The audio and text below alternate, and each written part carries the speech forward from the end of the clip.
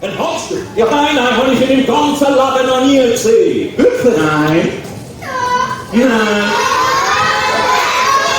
Aber viele sagen, sie hätten schon einen Hamster gesehen. Ich komme nicht raus. Ihr müsst ja gar nicht wie ein Hamster aussehen. Aber was soll ich denn jetzt machen? Ich habe eine gute Idee, was du machen sollst. Ja, das bitte. Frederike. Danke, Sie, lieber Mann. Ich und meine Frau, ein Liebesballfraueli, ein Frankfurt. Und wir machen heute Abend ein schönes, grosses Fest bei uns im Wald. Ein Fest? Ja, mit Grill.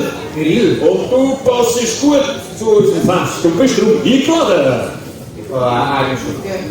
Ja, ja. Findest du das eine gute Idee?